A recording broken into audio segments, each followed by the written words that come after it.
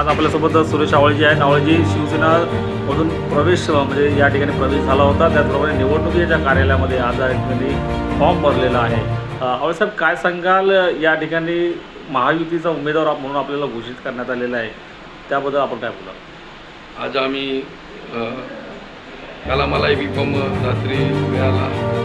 आज सकाळी बी.कॉम आम्ही जमा केला. आम्ही 2 दिवस अगोदरच आमचं जो निवडणुकीचा अर्ज आहे आम्ही दाखल केला होता. आज फक्त आम्ही बी.कॉम जमा केला. वाजत गाजत भव्य प्रमाणात मोठ्या प्रमाणात मिरवणूक निघाली आणि घाटकोपर पूर्वमध्ये 5 सीट आहेत. त्या 5ही सीट महायुती हा निवडून येणार आहे. या ठिकाणी मोठ्या बहुसंख्येने संपूर्ण घाटकोपर पूर्वमध्ये युतीचं वातावरण आहे, महायुतीचं. त्यामुळे इथं कोणालाही वाव नाही, फक्त महायुती महायुती निवडून येणार आहे. आवळसाहेब, वॉर्ड क्रमांक 125मध्ये 47 फॉर्म गेले असं म्हटलं जातं, तर अपक्ष उमेदवार म्हणून याच वॉर्डामध्ये का उभं?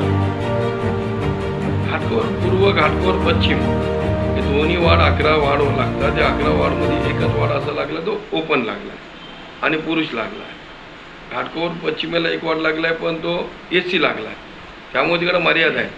घाटकोपर पूर्वमध्ये आपला वार्ड ओपन असल्यामुळे, जेंट्स असल्यामुळे त्या ठिकाणी सजिकच आहे. नवीन मतदार जो तयार होतो त्यांना असं वाटतं की आम्ही इलेक्शन लढून बघावी.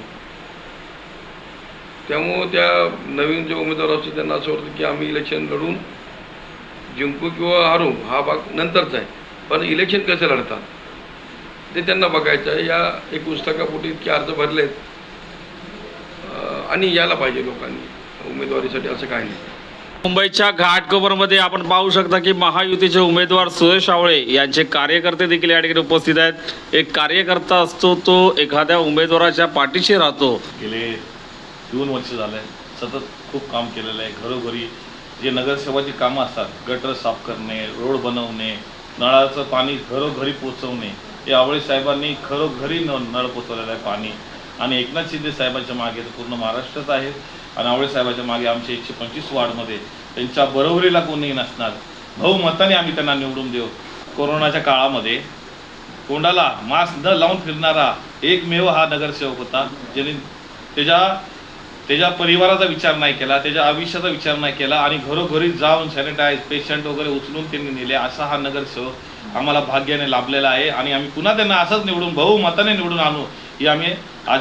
स्थानिक लोकांमध्ये अफवा पसरवली जाते की उमेदवार बदली होणार, असं होणार तसं होणार, परंतु स्थानिक लोकांचं स्थानिकांचं म्हणणं आहे की स्थानिकच नगरसेवक असावा. आपलं काय मत आहे? नाही, स्थानिकच जो आमच्यात राहिलेला आहे, जो आमच्यात मुरलेला आहे. सुरेश आवळे हा सोन्याचा चम्मच घेऊन पैदा नव्हता झाला, हा आमच्यातच राहिला होता आणि आमच्यातलाच कार्यकर्ता एक घडला आहे आणि तोच नगरसेवक नेहमी व्हावा अशी आमची सगळ्यांची इच्छा आहे.